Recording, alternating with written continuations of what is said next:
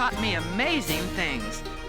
They've shown me that equines are the bridge to a deeper understanding of the meaning of life and a better sense of ourselves in this world. I'm Meredith Hodges, and I'd like to share with you some of the people I've met and the experiences that I've had along life's journey with those magnificent mules.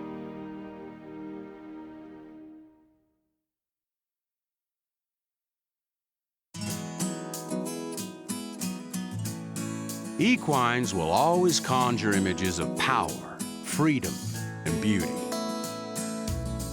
Although they thrive in the wild, man has interfered and put them into an artificial environment by domesticating them.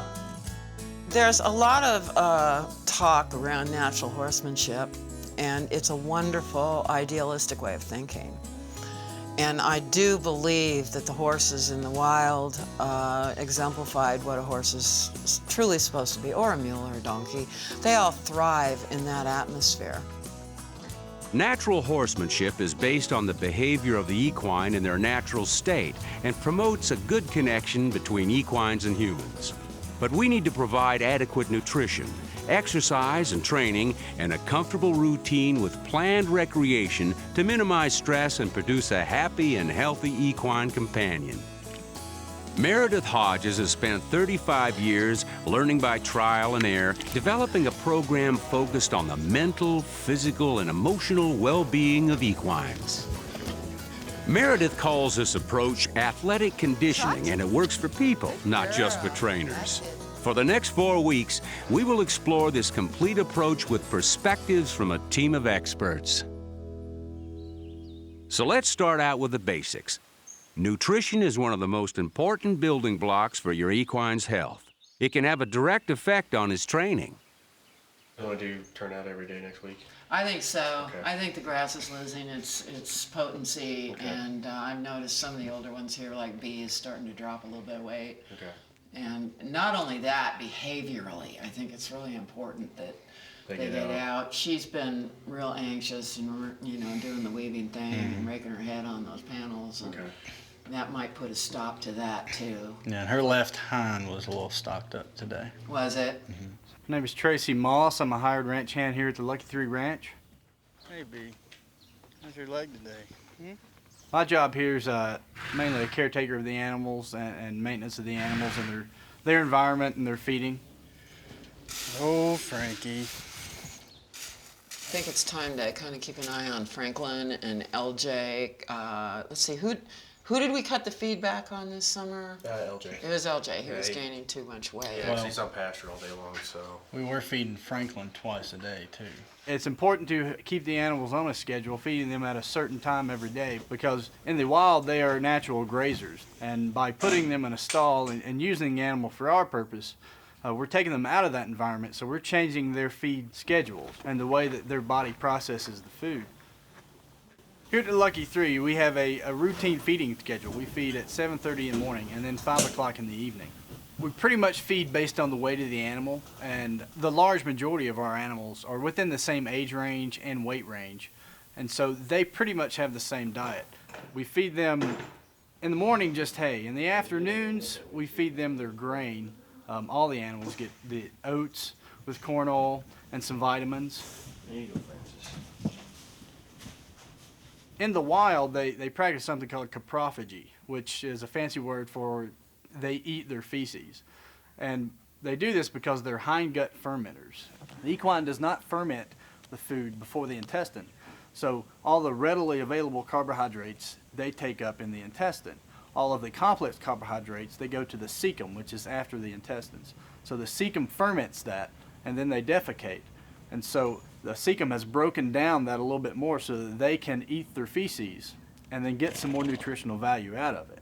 But you want to monitor that because that can also continue the cycle of worms and parasites.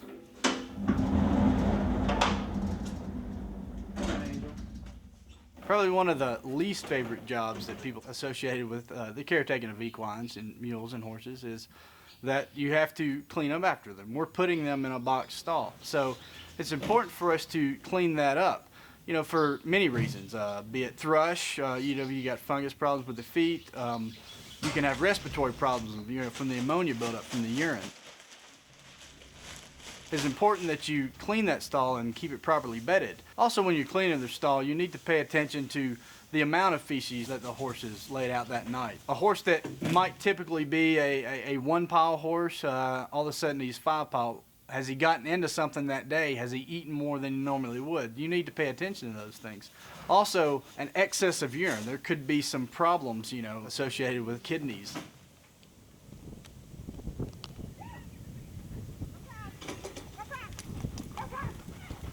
One thing to consider if you're going to own an equine is you need to have, adequate land for that equine. They need that space to go out and play and stretch their muscles and get some freedom of movement. Even if you have a run, they still need to be able to extend their gait and naturally develop their muscles. It also, if you have multiple animals, it helps them establish their social structure. Make sure to be consistent with your equine's feeding schedule, turnout, and grooming station. Erratic schedules increase stress. A dependable daily routine reinforces good behavior and keeps your animal calm and happy because he knows what to expect. Feeding times and grooming are perfect opportunities to really bond with your equine and check his whole body for any issues that need outside help. It's important that the owner of an animal understand that their animals are a tremendous responsibility, especially equines. And no one person can be expected to know about everything that involves the welfare and well-being of your animal. So it's important to have a good team of professionals around you to help you. You need your vet, you need your farrier, chiropractors, masseuses, a good support system so that you can do the best by your animal. When we return, we'll explore the art of shoeing with farrier Rusty May.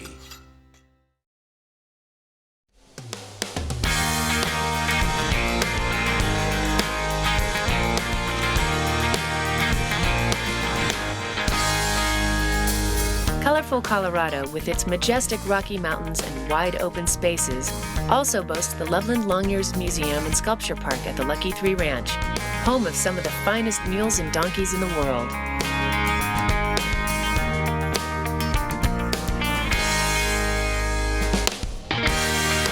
This working ranch is just 40 miles north of Denver. World-renowned authority on mules and donkeys, Meredith Hodges, invites you and your family for an adventure in learning you won't want to miss. Come visit the Lucky 3 Ranch, meet Meredith, her champion mules and donkeys, and take in the beauty of her long years art for the experience of a lifetime.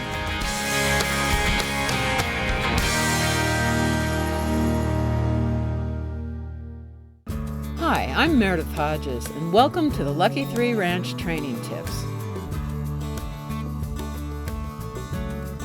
Neither horses nor mules would need to be shod if they were allowed to exist without carrying weight or traveling on hard surfaces.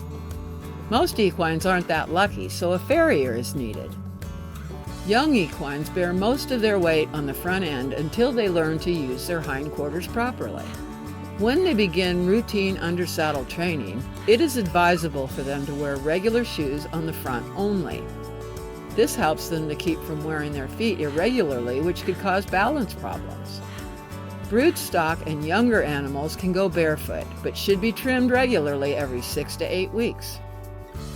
All other animals are shod according to use. For instance, reining equines wear slider plates in the rear. Jumpers might wear a non-skid borium shoe. Racing equines might wear racing plates. And in winter, rim pads might be added to prevent snow from sticking to the feet. Most mules do fine in a regular mule shoe. Many people say that a mule has harder feet than a horse and doesn't need to be shod at all. There may be many animals out there that don't need shoes, but there are also a lot who do. Routine daily hoof care means regular use of a hoof pick to clean your animal's feet. Special attention may be needed in very dry or very wet environments. Remember that soundness begins with the feet. Hoof care is one of the most neglected horse, mule, and donkey management practices. Proper hoof care and reasonable management can prevent much of the lameness that impairs the usefulness of an animal. Hoof care should be as routine as feeding and watering. It should include routine cleaning, periodic trimming, corrections of minor imperfections, and treatment of hoof diseases and injuries.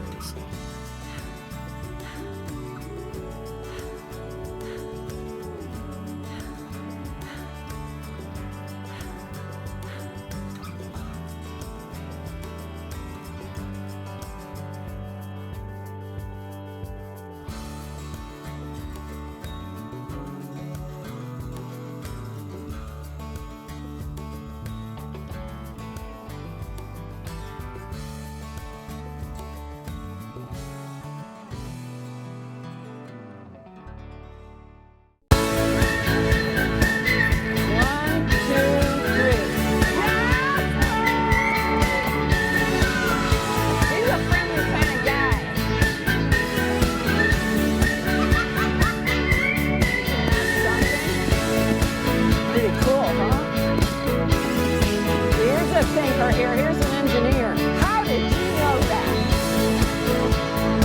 So we go see a huge mule. Because this thing, you're fine. Struck with the head, that's all you gotta do. Okay, come on, boys, let's go. Come on.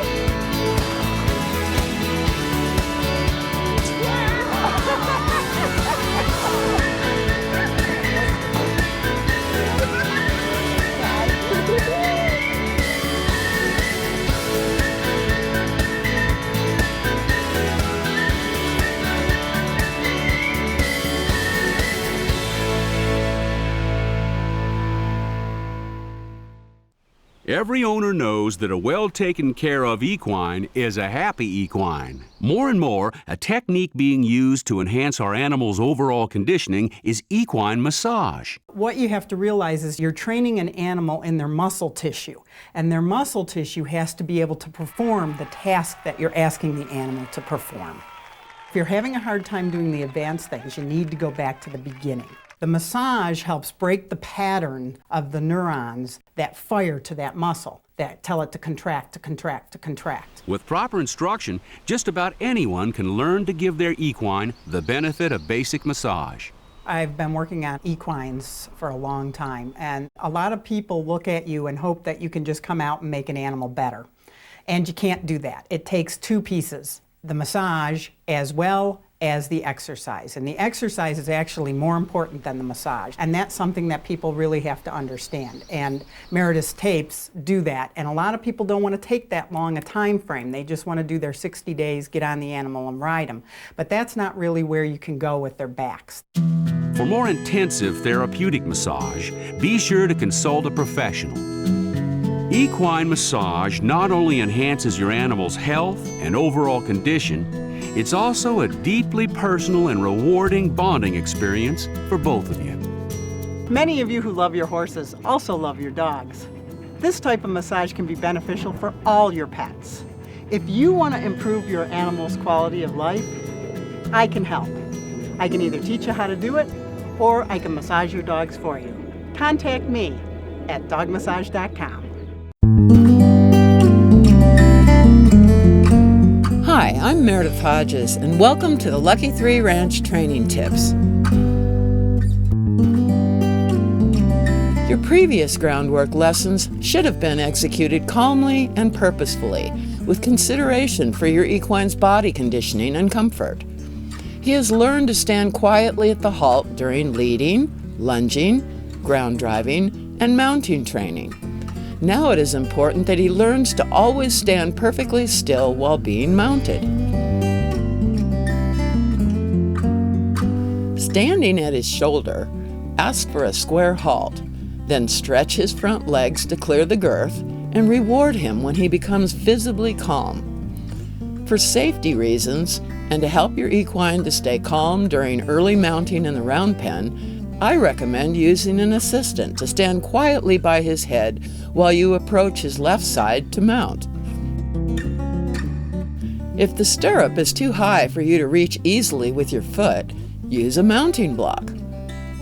The mounting block should always be used during preliminary mounting training when needed with taller animals.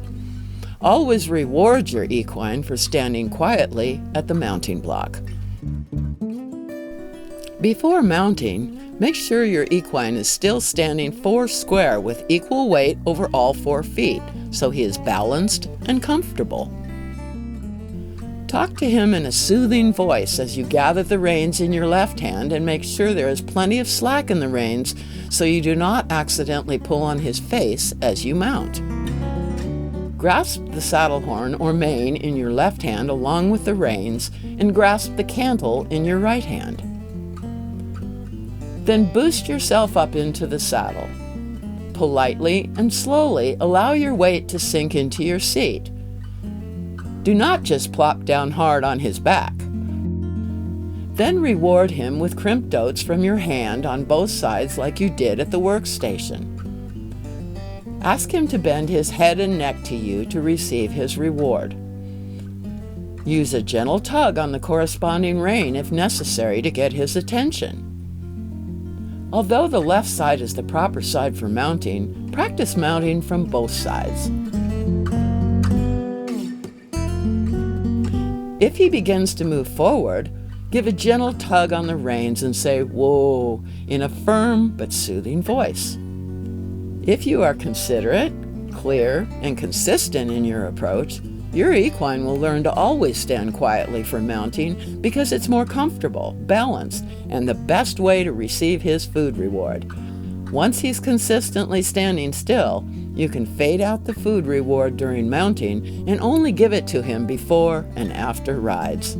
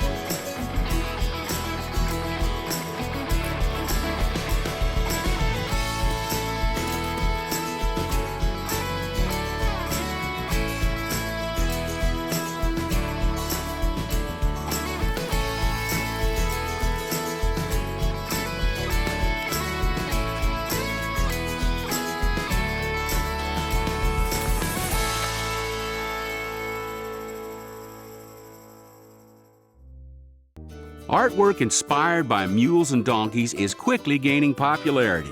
Tennessee mule artist Bonnie Shields has the uncanny ability to capture the fun-loving nature of these free-spirited animals. They were like a horse, but they weren't like a horse.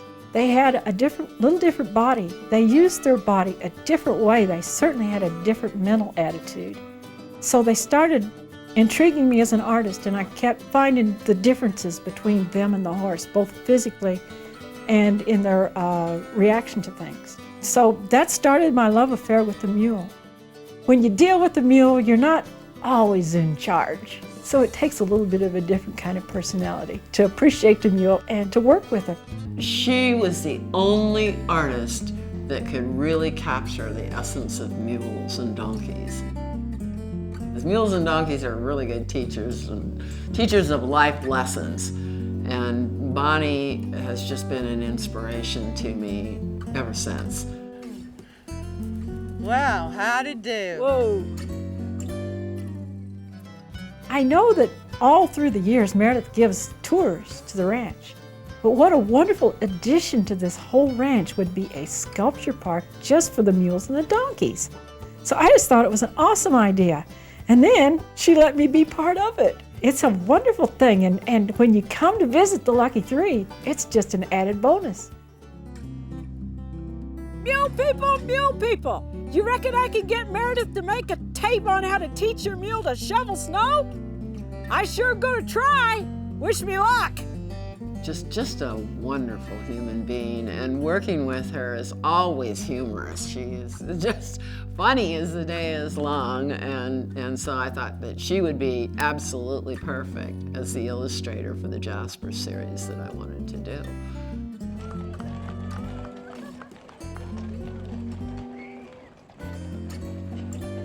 The Daydreamers was inspired by a thing that I saw years ago. I heard about this family up in Kentucky. They'd been working tobacco out in the field with their mules. And one of the boys, he was laying across this mule's back, laying in the shade. They'd been working, and he was resting on the back of his mule in the shade.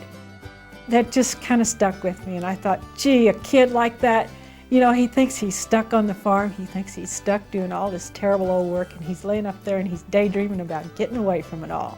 So that's where Daydreamer came from. Sculpture's not the only thing I do. Matter of fact, I got into sculpture maybe a little later in my career. Mostly, I was known for my pencil drawings and my acrylic paintings for many, many years. Long ears art. It may be whimsical, like a cartoon, or it may simply be breathtaking. Long ears are taking their place in the world of art, and it's the beginning of a beautiful friendship.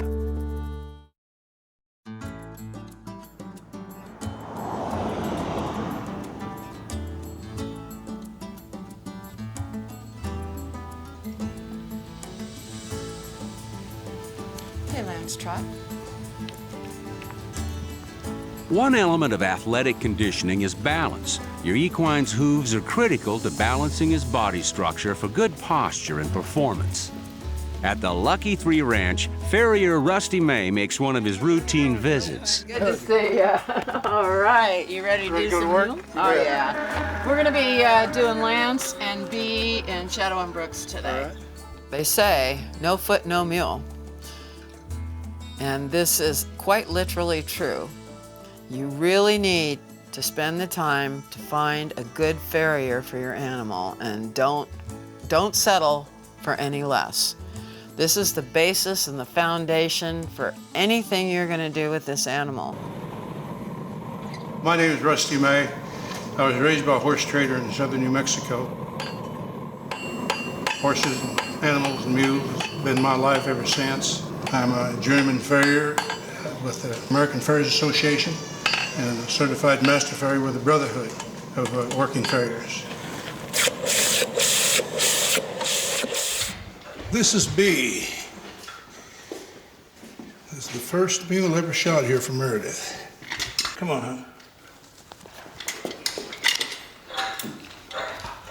And so we won't take much off from her, just try to balance her up a little bit. Shoeing is absolutely important to the balance of them. They have to be shod and trimmed to where they're physically comfortable. You've tried to complement that whole body, not just the feet. You have to look at that foot and see if they're toeing in or toeing out, base wide or base narrow stance. What you have to do is you trim out just enough sole to expose however much wall you want to take off, and that's all the sole you have to take off. This is the sole. It's here, the line is called a white line. This is your separation between your sole, which is live tissue, and your outer wall, which is dead tissue. Anything on the inside of this line, you get blood in here. If you'll just trim the ankle and trim the toe of the foot to where it's in a straight line with a pastern, and that straight line complements the angle of the shoulder, I don't care what his angle is, you're correct for that animal. There's been times in some horses I've raised the top line on some animals by as much as 10, 12 degrees, just by trimming without even putting any shoes on them. The rest of she's being perfect as usual, isn't she? Mm-hmm. Hey, you're a good girl. Give me a hug.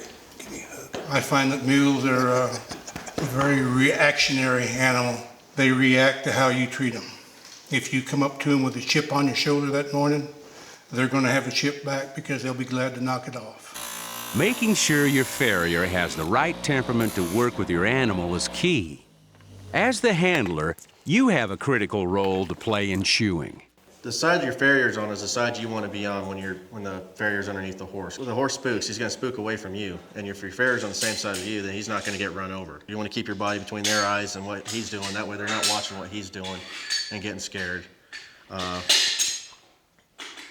Whatever, like I said, whatever it takes. If you got to pet them on the neck, whatever they like. If you got to feed them, do whatever it takes to keep them occupied so that he can stay safe. Your farrier can also guide you in understanding when and why your animal needs to be shod. The horse, being in natural, has no pressures. He's just out there grazing around and having a good time getting fat. Ideally, what they're doing, their wear of the feet is equal to the growth of the feet, so they maintain a status quo all the time. They don't have to go there and jump over this fence. There's nobody there that's going to tell them to jump over this fence or go rope a calf or what have you. The ideal reason for shoeing a horse is to make him usable to man, and no other reason. There's things that you can do with shoes that you cannot do by leaving an animal barefoot. If you're just riding your horse on the ditch banks on the weekends, he really doesn't need shoes. But if you want to go to the mountains and places I go, if you want to ride back, he better be well shod. There are many different shoes for a wide variety of activities.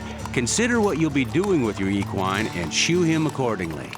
Learning to look at all the aspects of your equine will help him in his training. Athletic conditioning is more than just conditioning an athlete.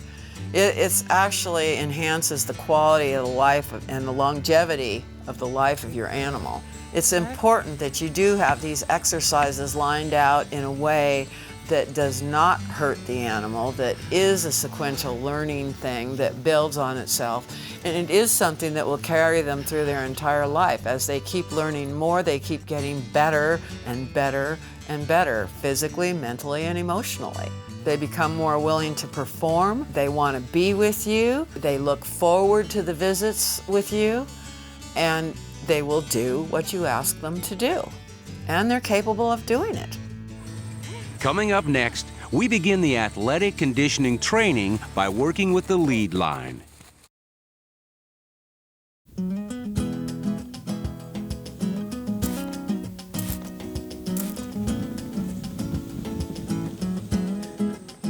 Sequential training is an important component of athletic conditioning.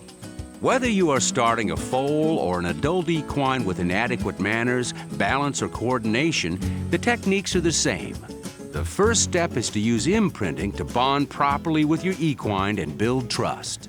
Imprinting is actually just getting the animal used to the human touch and accepting of that touch. It's creating a bond between you and your animal at the basis level. It's what happens when a mother has a child.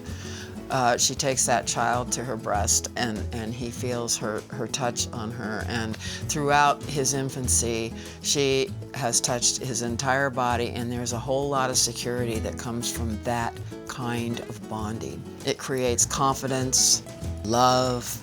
There are so many things that come out of it that I can't even name them all, but it's the very, very basest connection between you and that animal. Imprinting isn't just something you do while he's a foal. It's a way you touch and handle your animal every time you're with him throughout his entire life, and the way you do it will determine whether or not he develops confidence and trust in you. Remember, this training begins when you take them from their stall.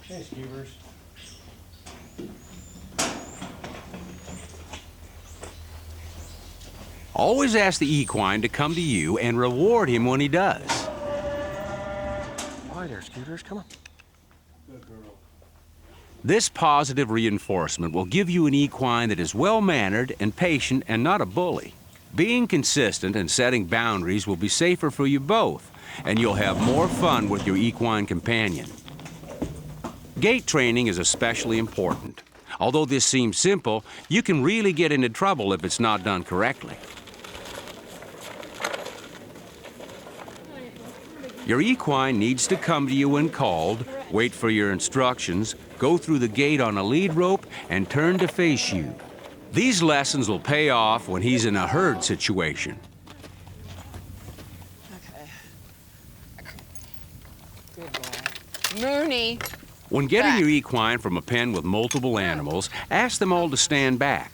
Bring the one you want out of the pen, give him a reward before closing the gate to ensure he waits patiently, and then give the others a reward for standing back. Here, Lance. Mr. Moon, thank you for moving. Ho, ho, ho. Good boy. The next time, they will back up more easily, and the one you want will come when called. If you followed through on the beginning stages of getting to know your equine and properly bonding with him, you're ready to begin working together on the lead line. You make it fun and kind of playful at the foal stage, and you don't ask for a lot of perfection because this is just interaction. We're just trying to get the job done to get them to follow us. Okay, get that pivot foot. Atta boy. Good boy. Okay, slowly. Check feet.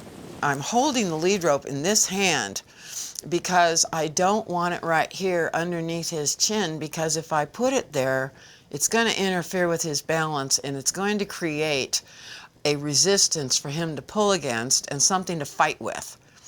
And I don't want him to start fighting with me. I want him to want to be with me. So I keep the lead rope in the left hand and just keep this hand out here to show where we're going. And if he gets in a hurry, I can push him back with it. If he gets into my shoulder, I can push him away. And he learns what the boundaries are. And whoa, good boy. So you do these kinds of things, and he learns to walk with you. He learns to trot with you. He learns to stop. And then the most important thing is to learn to square up. Now, we all think that's just for a showmanship class. Couldn't be further from the truth. Bring the other one up just a little. That's a good boy. Yeah. When you do the squaring up, this is when your foal is going to start discovering his own body by putting equal weight on all 4 feet. And it's called proprioception. Good boy. Square up. He feels secure. Anything rocking one way or the other does not feel secure. It's going to be a little awkward, and you're going to have to make the corrections. But the one thing he will experience is that this is a more comfortable position for him to be in than he's ever been in. Square up. Every time he stops, we're going to want to square him up. Good boy. Let's bring front feet over a little bit. That way. Good boy. People ask me a lot, too. They say, well, when do you know when you've done enough showmanship training? When you can throw the lead rope over their neck and you can walk together and they stay right at your shoulder and do all of these things without you touching them. That's when it's time. That's their way of letting you know it's time to go on to the next stage. What you've done is you have strengthened and balanced them. Your equine has now made balance a habit. If you integrate what he's learned in his daily routine and always lead him this way, further lessons aren't needed other than tune-ups for a show. Remember, if you get sloppy about leading him, he'll get sloppy about complying, and his balance will be compromised again.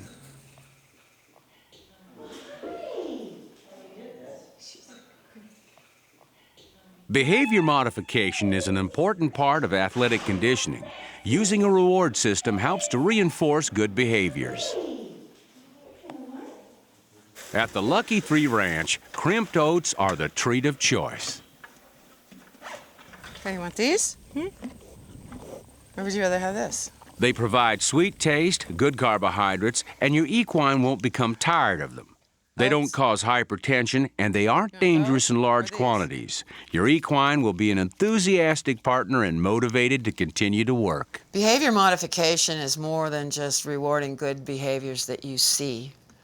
It's learning, you have to learn this yourself on how to set up the environment so that you can reward the animal, so that they can be successful, so that you have many more good behaviors to reward.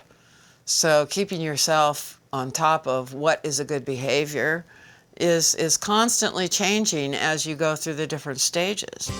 Communication is one of the most integral parts of athletic conditioning. Different personalities learn differently, so if your equine is having trouble with a task, try asking a different way and remember to break it down into small steps so they can succeed. These basic steps in remembering to consider your equine's mental and emotional health as well as his physical health results in a calmer, happier equine. His body awareness and understanding of good behavior will be apparent during vet checks, shoeing, and everyday interaction. Having problems? Need an accessible trainer? Whether you're just a weekend trail rider or showing, the principles of training are the same. You want a safe and reliable equine companion.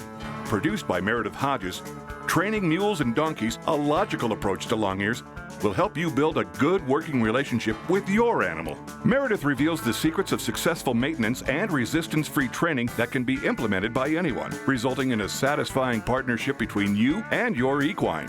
Meredith answers your training questions promptly via mail or phone. Her books are great general resources and her videos are detailed, outlining the day-to-day exercises needed to produce a versatile and dependable equine companion. Meredith's techniques work with all equines. Do you have children, grandchildren? Check out Jasper, the story of a mule. For more information, check out our website at www.lucky3ranch.com or call 1-800-816-7566. Mules are working their way into the hearts of people everywhere. If you'd like to know more about these wonderful long-eared animals, you can contact us at 1-800-816-7566 or get on our website at lucky3ranch.com.